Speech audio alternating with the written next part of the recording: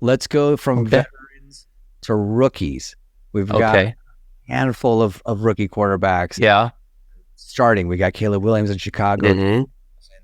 Washington, Drake May, New England, Bo Nix in Denver, and potentially Michael Penix. Now, Michael Penix currently not starting, Yeah. but and I, said earlier, I don't necessarily think Cousins is finishing the season. I truly actually do think that Cousins is one and done in Atlanta. I think Mm-hmm. some other team will pick up his contract. Some quarterback hungry team will be like, "Yep, we'll take him, thank you." And Hopefully not the Niners. and we'll move on with We all Penix. know Shanahan's love affair with Kirk Cousins, right? And Kirk is a So, baller. But what do you think? What do you think of that? What do you think will have the best rookie season, best for a quarterback amongst those individuals? so I really like Bo Nix in Denver to have a big year. He just seems like he's solid and he's going to make plays. And in Sean Payton's offense, he's going to have a good season for a rookie QB. I feel like he's going to be the number one guy. I think Caleb Williams, St. Daniel's going to be good, and Washington and Chicago respectively. But I think that Bo Nix is the guy that I would be like, okay, dude, this guy is going to kind of be the one that comes out of nowhere. Not nowhere essentially, but like he wasn't expected to ball out like Caleb Williams or Jane Daniels. He wasn't, top 2 picks, but The last pick of the first, as far as quarterbacks go, we see the last pick of the first round. so he was the last of those quarterbacks to go. And I think he's going to be the best of them this year. Okay, It's a bold take, I know. It's bold. that is a bold Got to take. be bold. Yeah, he is. Yeah, because JJ McCarthy. Excuse me, I said JJ Daniels. JJ McCarthy was 10th overall. Minnesota. Mm-hmm. Nix is 12th overall, right? So he was the last quarterback taken in the first round amongst all. You're thinking is that just because he's in the right situation, like with Sean Payton? The team's kind of already set and ready. I do. I think, with Sean Payton, I think they got, decent run game with Javonte Williams. And then I think McLaughlin's a good change of pace back. And then they've got some receivers there and Cortland Sutton, that I think, he's going to have some weapons and he's in a good system. And, he's a big dude. He's, big, strong arm quarterback. So, he's got some mobility too. So I think he's going to have a really good season for a rookie QB. I like it. Not like necessarily like a Brock Purdy type season. In his first season, they go to the NFC Championship game, and he busts his shoulder, and then next year follows it up with a Super Bowl appearance, almost beats Mahomes, takes it to overtime. I mean, I talk about that, man. The disrespect that Brock Purdy gets. I feel like we got to talk about that at some point. Because the guy's like a really an amazing a Disney story, Purdy, right? Brock Purdy, not to get off topic, Brock Purdy is an incredible story. I mean, people, romanticize the Tom Brady story of sixth round pick, 199th draft pick overall or whatever it was. And, goes on to be, in my opinion, unarguably the greatest football player of all time. But there is something to be said about the last pick of the NFL draft, literally Mr. Irrelevant, being Never been done before. diamond in the rough, being this dude who, and you and I were at the game. First game he came in. I remember I told you, I'm like, oh, dude, all right, game's over. We're done. We're going to lose. And then all of a sudden, the dude's just balling out, throwing touchdown passes. Quarterback before him. Why can't I remember his name? Jimmy Garoppolo. Thank you. Garoppolo goes down. Yeah. Miami sacks him, I think, on a 3rd and goal. Throws an incomplete pass. San Francisco has to settle for a field goal. And then the next round of plays, Garoppolo comes in, and we're like, oh, we got this in the bag. It's their third year.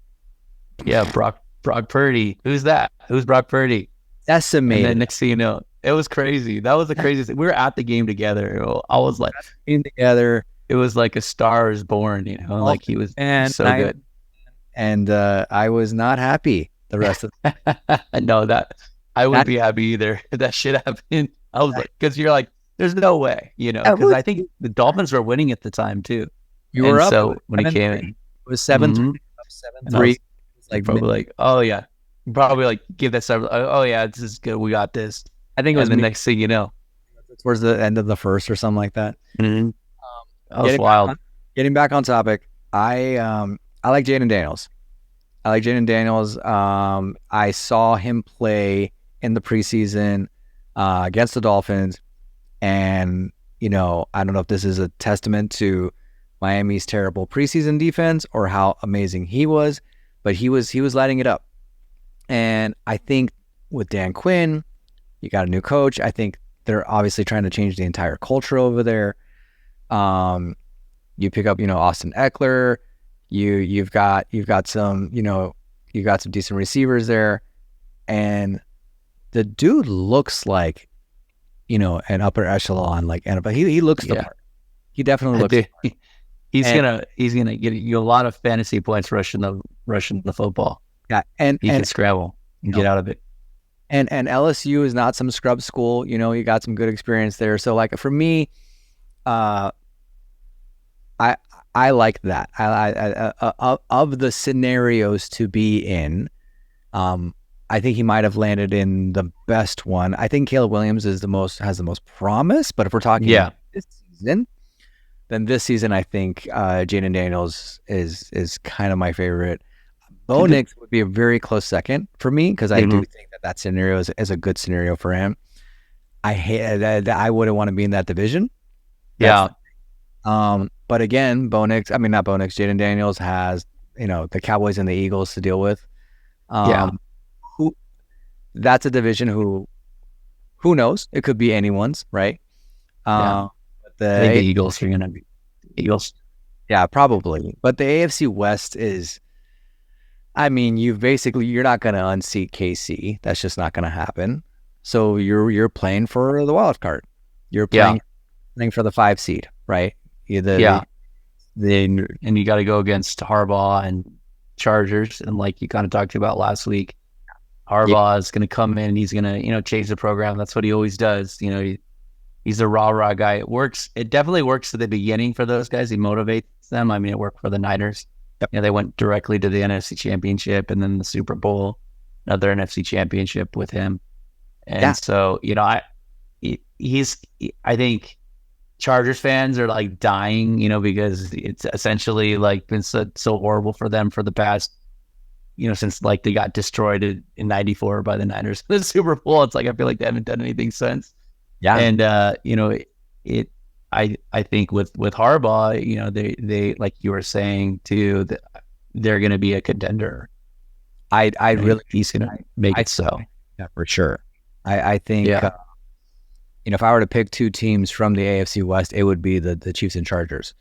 Those are the 2 that the Denver could surprise. You never know. But Raiders quarterback. Could. And I know a lot of people that are actually picking Denver to make the playoffs. Interesting. They think that highly of Bo Nix and his potential. Yeah, in Denver with Sean Payton, which is crazy. I don't know if it's just preseason hype, which it usually is, but yeah, but the Raiders don't really have a quarterback. They have Gardner Minshew, but Gardner Minshew, that should be interesting. You'll probably have some big games and some interesting games, but their quarterback situation is in flux for sure. Yeah, it's going to be. I don't see much happening with the Raiders this year. Yeah, but again, that's why of all the rookie quarterbacks, to me, Jayden Daniels I think is in the best spot. At least I think. So let's see where they go. Let's see if Dan Quinn has it in him to take another team to the Super Bowl. Possible. Right? I'm not saying this season. I'm just saying in general. I'm saying in general. Yeah. Hey, man, no one expected Atlanta to go to the Super Bowl. Yeah. Well, they had Matt Ryan. I remember we argued about this because everyone was like, "Oh yeah, Matt Ryan, he's the MVP." I'm like, man, he's not that good. Yeah, it was like a one-off type of season, right? Like before that, Matt Ryan was decent, right? But like that season under Shanahan, he became the MVP of the NFL. You know, he had Julio Jones, he had was it Devontae Freeman? I want to say, I think that was his name. And Tevin Coleman had a good team. I think, did they have? Who's the other wide receiver with Julio Jones that year? Oh, I don't remember. Yeah. All I know is they had a fantastic year with a terrible quarter and a half at the end of it. Yeah, it's crazy. We were all rooting for the Patriots to lose. I know. I remember we were watching that game. We're like, please, what is happening? What is happening right now? On the ball. And then Shanahan comes to the Niners the next year, and they still blame him for the collapse. The offensive coordinator, even though it was Matt Ryan's like goofy, you know, he's the one that fumbled. Like you know, they made some pretty bonehead plays at the end to even get out of field goal range. Listen, no one ever like I would be in that. I would be freaked out too if I was on a team that was winning 28-3 or whatever the score was, and then like I just saw. And like in the fourth quarter, just like get closer and closer and closer and closer, and be like, "What's a pucker up? What's happening, dude? Puckered up, puckered up." That's a whole lot of pucker right there.